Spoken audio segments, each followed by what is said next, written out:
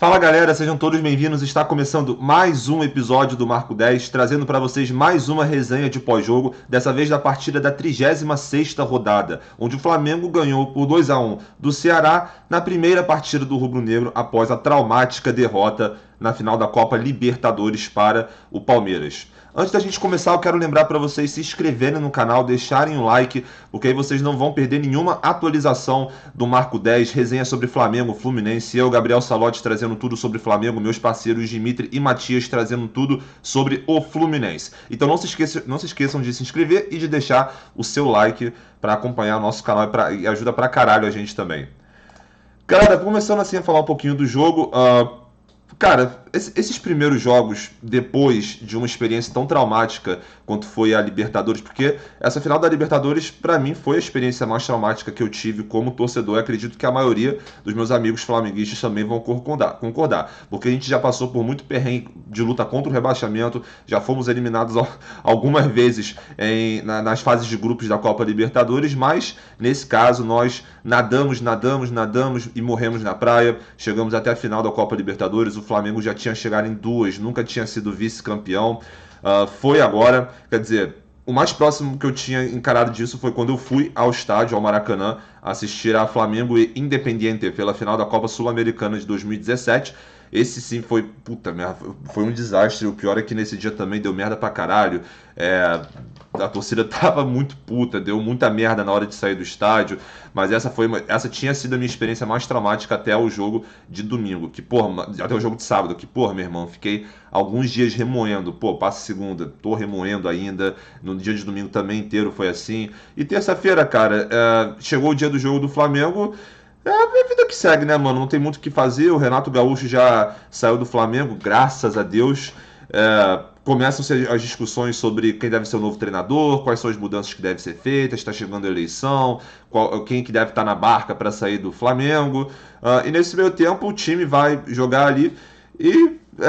assim, cara, eu não pude ir a esse jogo, né? Eu queria ir, mas eu decidi não ir porque na terça-feira de manhã eu tomei a vacina contra a gripe, então eu pressupus que eu pudesse ficar baqueado, mas então por isso que eu não fui nesse jogo. Mas, porra, caralho, mesmo que tivesse essa morosidade, essa ressaca ainda da derrota pro Palmeiras, eu assistindo na televisão fiquei assim ainda, mas pô, meu irmão, quem foi no estádio deve ter curtido pra caralho. A torcida do Flamengo mais uma vez mostrou que é uma das melhores do Brasil, mesmo após o time ter perdido a final da Libertadores, uma das maiores derrotas da história do Flamengo. A torcida esteve presente, apoiou pra caralho, cantou pra caralho, protestou na medida certa, na minha opinião. E esses protestos eu queria conversar aí com o torcedor flamenguista, porque, cara, é engraçado que em muitas das pautas a torcida ainda estava sem um direcionamento certo, ou pelo menos tinha uma maioria que estava encobrindo a minoria. Por exemplo, em relação ao Andreas, eu fiquei sabendo que uma organizada, a Urubuzada, pelo visto, mandou ele tomar no cu. Ei, Andreas, vai tomar no cu.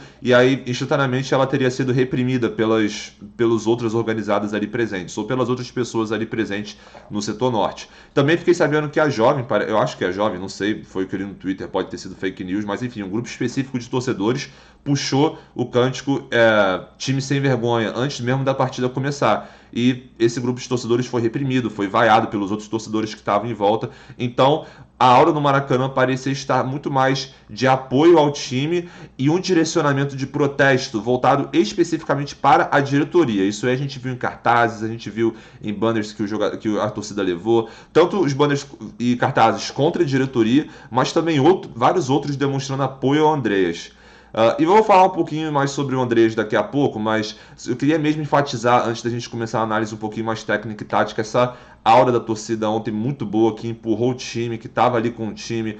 Essa foto que eu coloquei, exatamente, essa mais esperada fica foda. Aqui do meu lado, cara, um momento muito legal que o Flamengo abriu o placar logo no início do jogo, os jogadores foram para os braços da torcida, incluindo o Andreas, né? Andreas que recebeu a energia ali do torcedor e... Inclusive o Diego pegou o celular, né, e fez uma selfie, pegou o celular do torcedor e meteu uma selfie ali no meio da comemoração. Confira essa reportagem que eu acho que foi publicada no Globo Esporte, acho que o Caê Mota assinou para ver essa história toda. Não, minto, foi a reportagem do Globo Esporte do programa aí, não foi escrita não, mas foi alguém no Twitter que publicou. Procurem lá que primeira vez do tal do Caio no estádio já pôde porra, ter esse momento absurdo aí de troca com os jogadores do Flamengo. Mas enfim, galera, o time está sendo treinado pelo Maurício Souza, enquanto até a final do Campeonato Brasileiro, então ainda não tem como esperar tanta coisa, não tem como esperar tanta mudança tática do Flamengo. Enquanto o Maurício Souza está só tapando um buraco enquanto a gente espera a definição do próximo treinador para o ano que vem. Então, ele fez algumas mudanças do time. Para mim, é uma coisa bem básica, assim. Se a gente for reparar aqui do lado, o número de posse de bola, porque o Flamengo, em geral, tem uma dominância um pouquinho maior nesse aspecto, mas a posse de bola ficou muito equilibrada a maior parte do jogo. Inclusive, no segundo tempo, apenas foi 50-50, com alguns momentos muito específicos que o Ceará ficava com um pouquinho mais de posse de bola. Isso porque, além do Flamengo, o Flamengo abriu o placar cedo, isso é uma coisa que importa para análise. Com 2 minutos de jogo, o Diego já conseguiu recuperar a bola no setor do Ceará e deixou para o Gabi marcar o primeiro gol. Então, com 2 minutos de jogo, já estava 1-0 no placar, e o Flamengo, no restante do jogo, principalmente no restante do primeiro tempo, adotou uma postura um pouquinho mais defensiva, de formar as suas 2 linhas de 4 e deixar elas na altura do meio campo, de forma para deixar o Ceará com um pouquinho de campo mesmo, mas ao mesmo tempo fechar os espaços, né? A gente está acostumado a ver o Flamengo jogar de uma forma tão ofensiva para frente, tem que marcar lá em cima, não sei o quê, e o Flamengo não estava abdicando dessa pressãozinha na hora de marcar, mas ainda assim os jogadores formados em 2 linhas de 4, como eu falei, fechando bastante os espaços para o Ceará e abrindo também muitos espaços para o Flamengo na transição ofensiva, né? Teve alguns lances como aquele que o Mateuzinho, chegou pela lateral direita, deu praticamente um chute, que foi um cruzamento pro Gabigol. Não foi um daqueles chutamentos, não. Quando a gente usa o termo chutamento, significa que o bagulho foi uma merda, né? O chute com cruzamento. Mas esse aí foi realmente um chute pro meio da área, que veio como um torpedo aqui. O Gabigol subiu aqui, ó, pum! A bola foi reta, mas foi no travessão também. Alguns outros momentos de transição ofensiva muito rápida que o Flamengo se aproveitou dos espaços do Ceará. Teve aquela boa tabelinha entre o Andreas e o Gabigol, e o Andreas, que recebeu ali de frente para o gol, fez um ótimo passe para o Bruno Henrique, mas infelizmente ele estava 1 centímetro à frente do penúltimo marcador, e foi marcado então o impedimento. Mas enfim, o Flamengo foi superior boa parte da partida. Foi superior praticamente toda a partida mesmo. O Ceará em pouquíssimos momentos conseguiu se encontrar ou levar um perigo muito grande pro Flamengo. O Flamengo conseguiu jogar solto, conseguiu se recuperar de fato, pelo menos a princípio, né, dessa ressaca da Libertadores, apoiado com a força da sua torcida. O gol do Ceará surgiu no momento que eles chegaram ali numa tabela boa. O Hugo Souza fez uma boa defesa, mas acabou espalmando para o meio. Não que seja demérito do Hugo Souza nesse caso. Achei que ele fez uma ótima defesa e fez o certo. Eu não vejo culpa dele, não. Só tô narrando o lance mesmo. Mas depois o Flamengo voltou a ser mais dono do jogo, voltou a ter uma postura mais incisiva, e partiu para cima. Logo aos 33 minutos já conseguiu empatar numa bola que encostou no Bruno Henrique ali no meio da área e sobrou para o Mateuzinho, que é um dos que mais merece ter destaque nessa partida. Provavelmente, acho que foi o melhor da partida mesmo. O Mateuzinho jogou pra caralho e no final teve atuação premiada com o gol que deu a vitória para o Flamengo.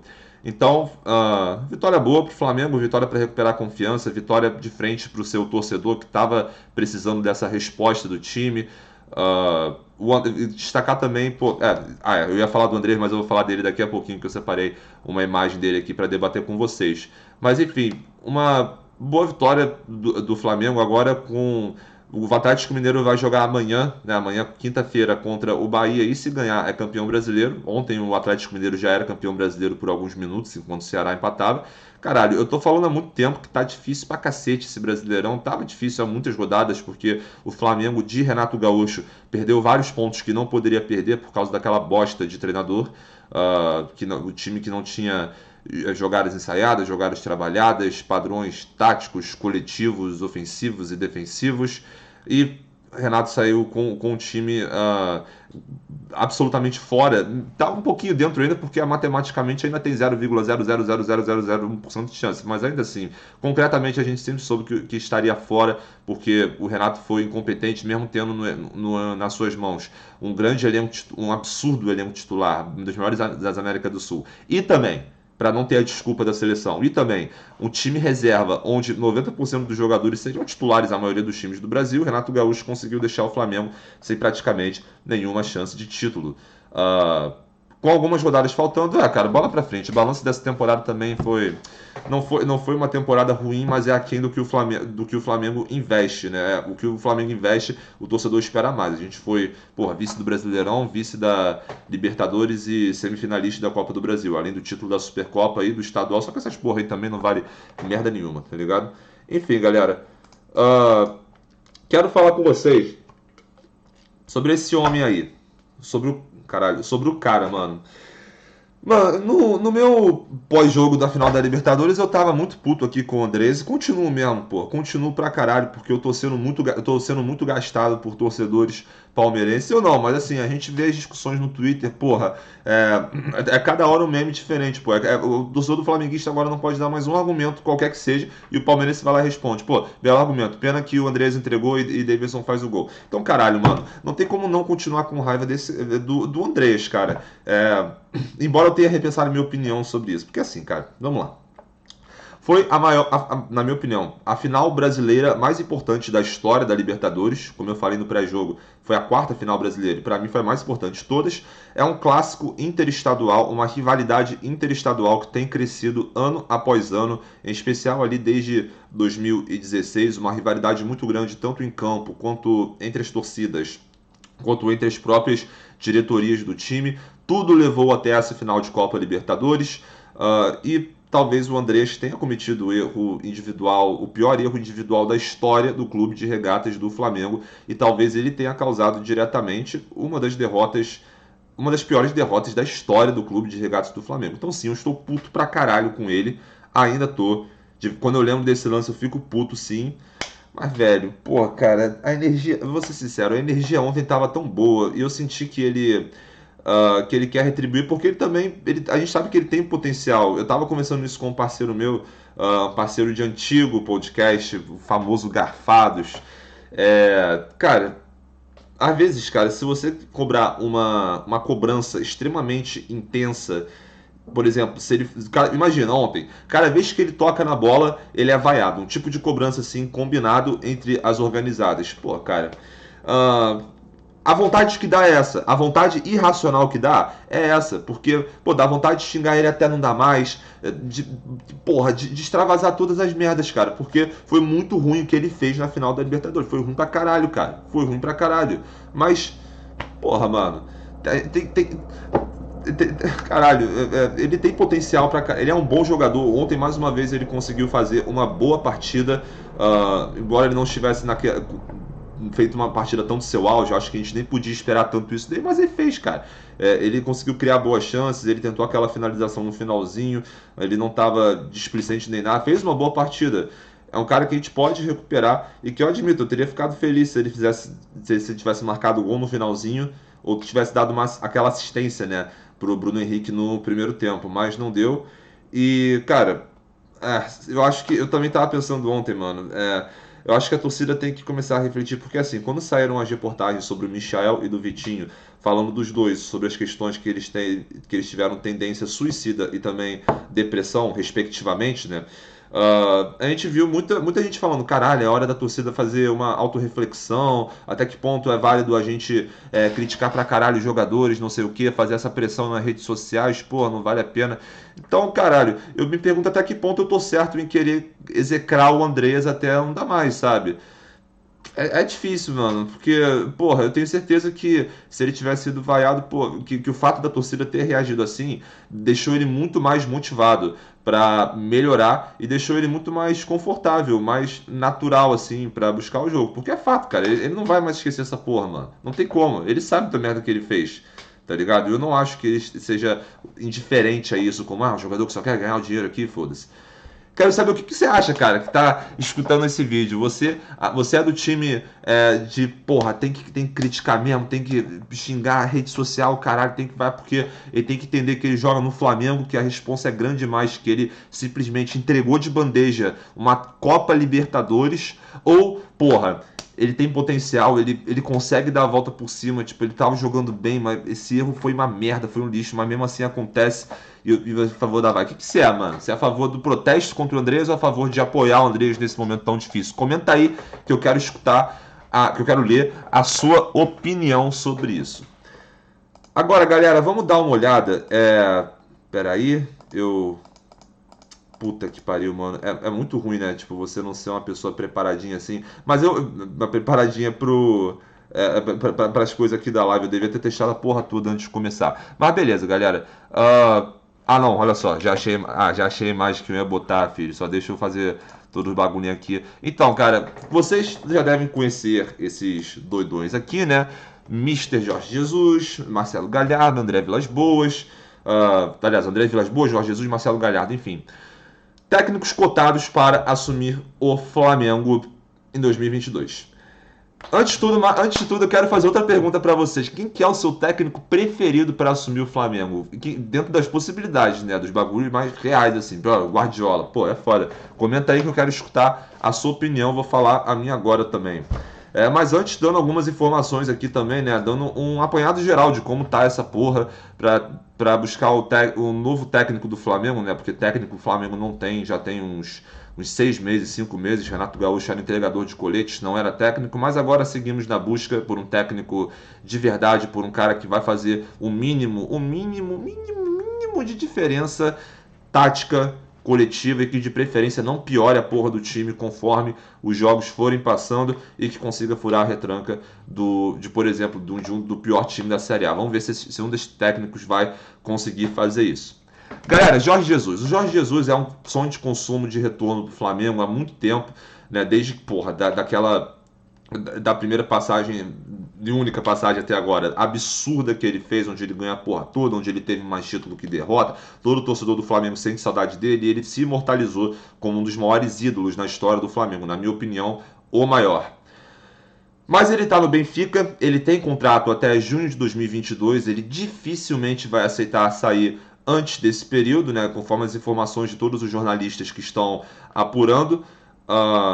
Ele ainda parece que quer conquistar um título, senão ele vai ter essa passagem pelo Benfica sem título e a multa dele também é.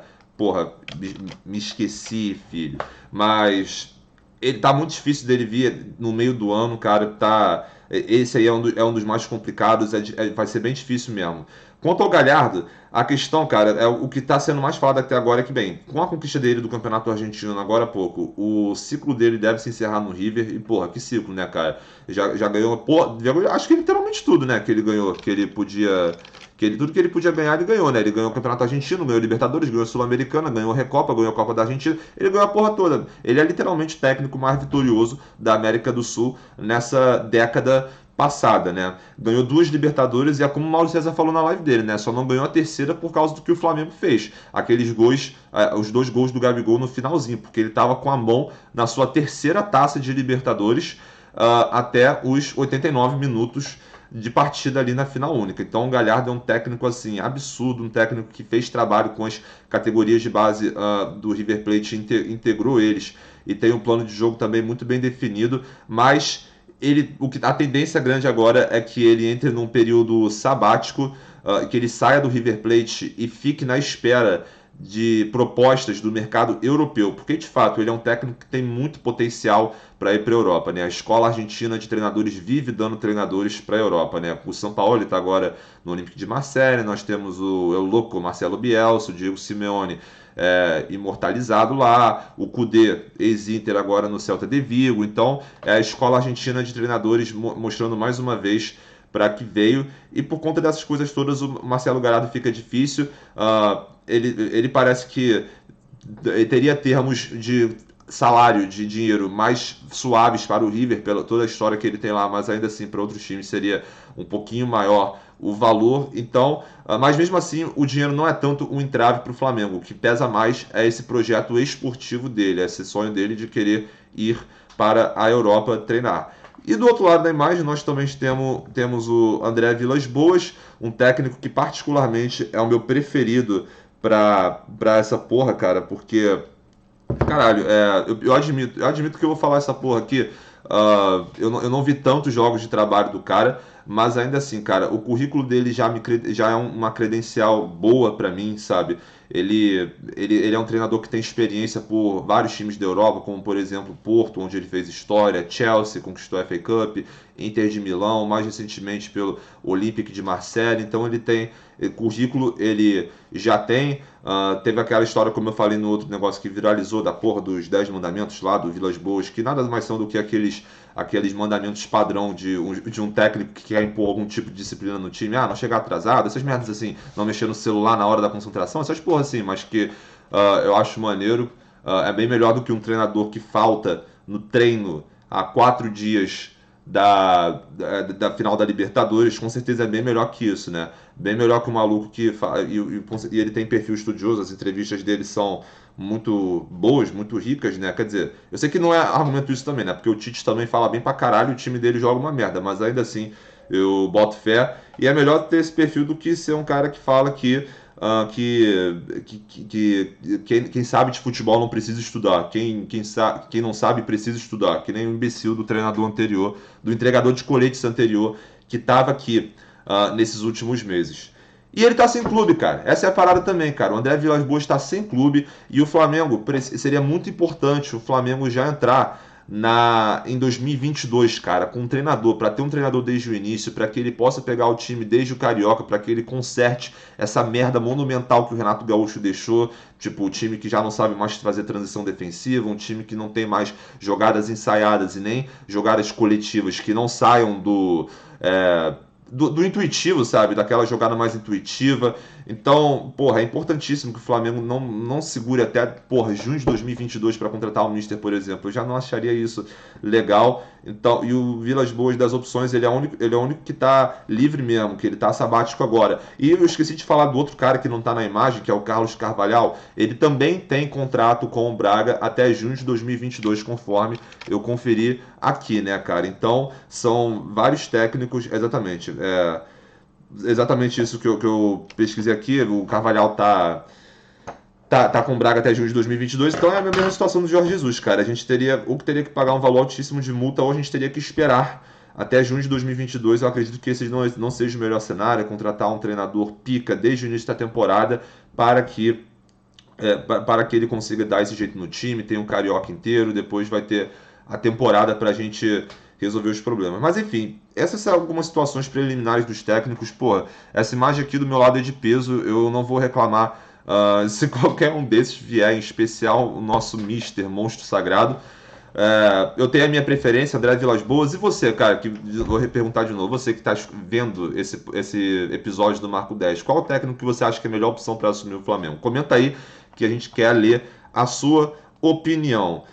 E só pra fechar também, né, o print do Caê, esse aí que eu secolei aqui, que eu esqueci de botar a imagem, mas eu já botei, print do Caê Mota, alguns minutinhos atrás, antes de eu começar a gravar essa porra. Marcos Braz aproveitou a passagem de Bruno Macedo. Bruno Macedo é o empresário do Jorge Jesus e do Carlos Carvalhal e de vários outros portugueses no mundo do futebol, né? Por exemplo, foi o Bruno Macedo que foi um dos intermediários do Bruno Viana para ele vir aqui pro Flamengo, né?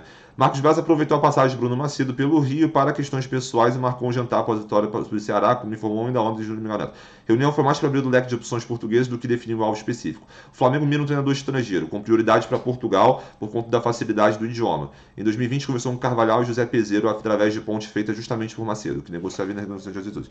Cara, esse negócio da ponte... Aliás, esse negócio da facilidade do idioma eu também acho muito importante, porque eu super seria a favor de um técnico argentino também, ou um técnico espanhol, mas sei lá, tipo, eu senti que o idioma foi um travezinho pro Domenech na passagem dele, porque, pô, ele sempre foi um treinador muito expressivo, assim, nos outros clubes, nos poucos outros clubes que ele teve passagem, né, até como negócio do auxiliar lá do Guardiola, mas... chegou aqui no Flamengo, ele foi muito quieto durante muito tempo, e aí só no finalzinho da passagem dele que ele estava se soltando mais. Então eu acredito que tenha sido um pequeno entrave esse idioma, por mais que o espanhol e o português sejam línguas tão próximas. Então é legal que eu concordo com esse direcionamento de fazer o foco em Portugal. Enfim, galera, é isso. Estamos chegando ao fim de mais um episódio do Marco 10. Dessa vez trazemos o pós-jogo para vocês de Flamengo e Ceará. Gente, quase todos os times grandes que disputam frequentemente Libertadores já perderam alguma final. O Palmeiras já perdeu 3, o São Paulo já perdeu 3, o Cruzeiro perdeu aquela do Estudiantes, vários outros. O Internacional perdeu em 1980, se eu não estou enganado, né? Foi a famosa final, filho. Internacional e Nacional do Uruguai.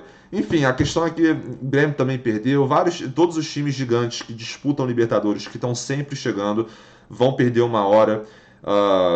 É chato, queria ser tri também, queria pra caralho, mas dois títulos e 3 finais me parece ser um retrospecto bom, de dar inveja em muito time. O Flamengo chegou agora na sua o Flamengo vai chegar em 2022 na sua 18ª participação em Libertadores, se eu não estou enganado. O Flamengo agora, se eu não estou enganado também, é o 4º time brasileiro com mais participações em Libertadores, o que mostra a tradição que está sendo construída na competição. Inclusive o Flamengo está participando de Libertadores há uns 5 anos seguidos, né? 17, 18, 19, 20, 21. Isso, exatamente. Vai passar no 6º ano seguido, o que é um recorde na história do clube. Então, gente, é muito triste perder a final de Libertadores, mas a vida tem que seguir. Eu acho que o Flamengo está construindo uma coisa muito maneira. É melhorar algumas decisões no futebol, é necessário, mas manter a seriedade na questão de finanças, investir também em melhores para o departamento de inteligência, para as contratações tanto de jogadores quanto de treinadores. São erros pontuais que eu sinto que a torcida está cada vez mais se conscientizando, se politizando em relação a de quem é o culpado do que, colocar a diretoria como tão responsável pelo resultado quanto o Renato Gaúcho, o Itamil, o Andrés um pouquinho abaixo, mas enfim. Então, o futuro é bom, gente. O futuro é bom. Essas derrotas acontecem. O Flamengo ganha brasileiro é vice, ganha brasileiro é vice, ganha Libertadores é vice. Tá sempre ali entre os 3 primeiros melhores, entre os 3 melhores das competições. Mas é na época que a gente ficava em 13º no Brasileirão, sabe? Na época que a gente... Caralho, será que esse ano dá pra passar pra Libertadores? Nossa, não sei, tomara que dê, caramba. Essa época já, por enquanto, passou, tá ligado? Não vou dizer aqui que essa época... Mas por enquanto passou, né, mano? Agora a gente tá num momento muito bom da nossa história, por mais que não pareça, dado o que aconteceu no sábado, mas... Torcedor é isso, né, mano? Às vezes a gente perde, mas voltaremos mais fortes. Se Deus quiser, com o treinador em 2022. Galera, não se esqueçam de deixar o like, se inscreverem no canal e de ativarem o sininho para não perderem nenhuma notificação e nenhuma novidade que a gente colocar aqui no canal. E não se esqueça também de seguir a gente nas redes sociais, @marcaO10podcast, Facebook, Instagram e Twitter para acompanhar todas as nossas novidades. Rapaziada, um abraço e até a próxima. Valeu!